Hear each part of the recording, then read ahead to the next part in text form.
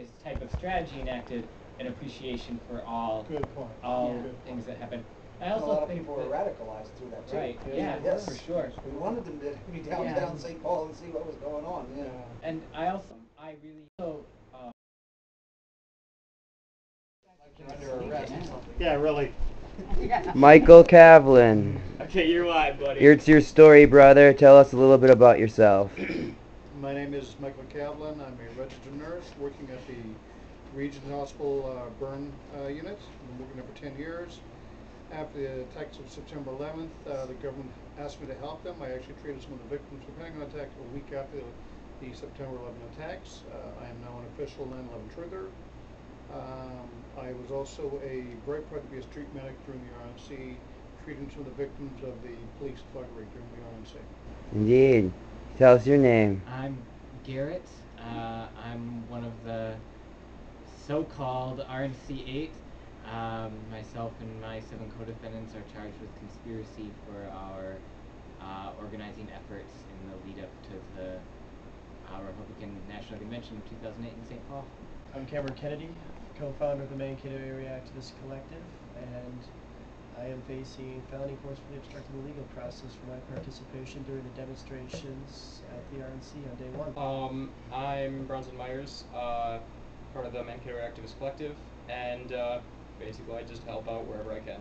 I'm Michael Olson, also known as Thin Ice. I'm a local artist here in Minnesota. I do music on the topic of propaganda and corruption in the world. I'm doing my best to expose things, and I am going to put this video and let everybody know what happened. I'm Dave Bicking, father of Monica Bicking, one of the RNC 8. I've been an activist since the Vietnam War, so I was involved in much of the planning efforts before the RNC, and was present during some of it, and of course been following the case of the RNC 8 very closely ever since. I'm Dory Ullman, living in St. Paul. I've been an activist most of my life, but I find that I'm a lot more busy since I've retired. I have a lot more time.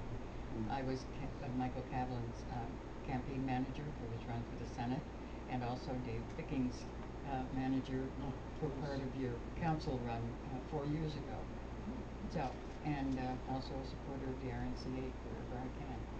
We appreciate to have you on board. You're a really good person. Remember that. Yeah, and I thank everybody for coming too. Indeed. I really appreciate everything. I'm Lenore Bussey. I'm a key organizer in the Mankato Area Activist Collective. And I was up at the RNC all 4 days and witnessed the horrific police state that seized the city. Well, I thank you all for showing up. I guess I want to know the story from the people who were there, so we'll start with you, if you don't mind.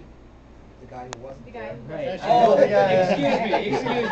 excuse me. The jail. He was there. He was inside the jail cell. Yes, right. Okay. I'm sorry. No, that is fine. Thank you for correcting me. Well, who should we start with then? What would be a good way to start? Definitely start with Garrett. Is that a good way to start this? Yeah. Okay. Absolutely. Okay, let's do that. Yeah. Okay, well, I guess the story is just that I was organizing with a group of people for like logistical infrastructural work, like feeding people and making sure that they had places to stay during the RNC.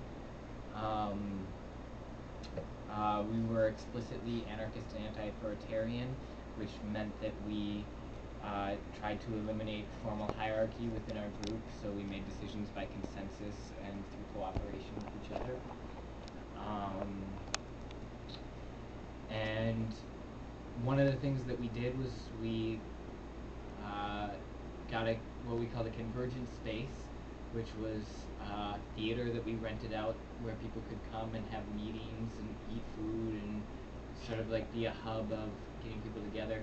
And the Friday before the convention, I was at the convergent space, and it was raided by a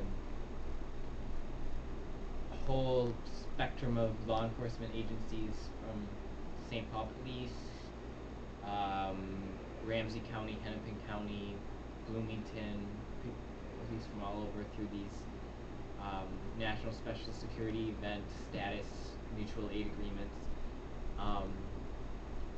And they basically seized most of what they seized was like literature and then other like computers and household items. And so that was on Friday night, and about 50 of us were detained and then released after they had searched. So no one was arrested at that point.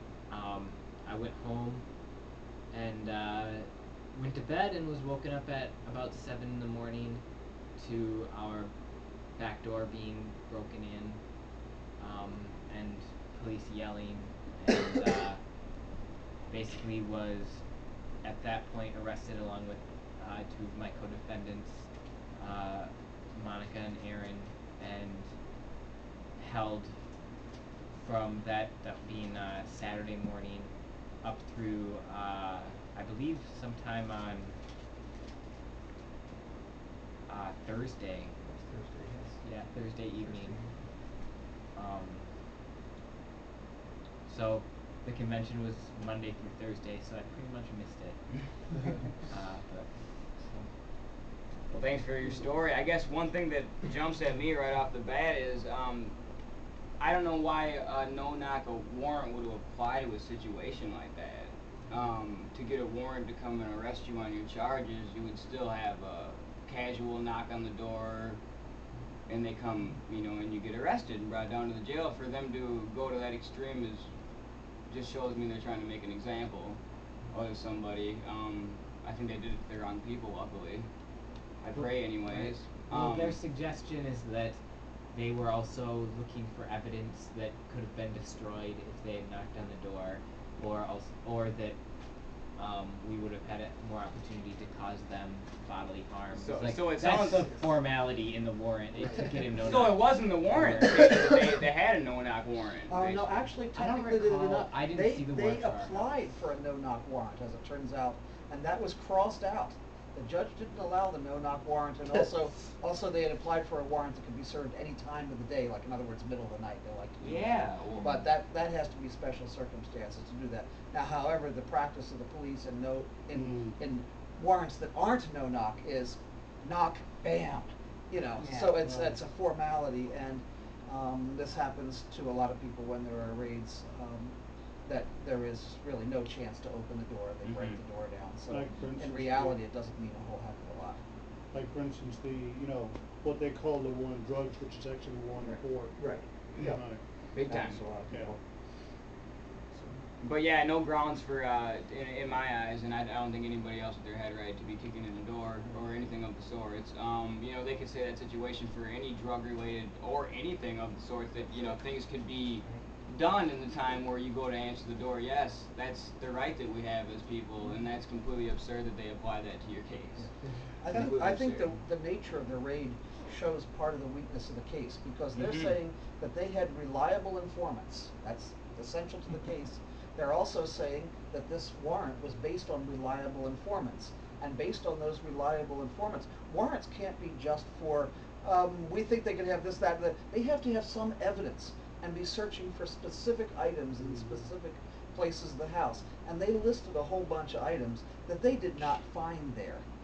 Molotov cocktails or the old classic urine and feces. Yeah. All those kind of things. I heard that. So if this yeah. reliable informant told them that they could expect to find these items and that they could expect that these people were potentially dangerous, well, that reliable informant was wrong. Exactly. Or the reliable informant was right and told them what the real situation was, and they went and got a warrant that really isn't legal, right, to do. Legal So money. one way or the other, it reflects very badly on their case, I think, that they went in a manner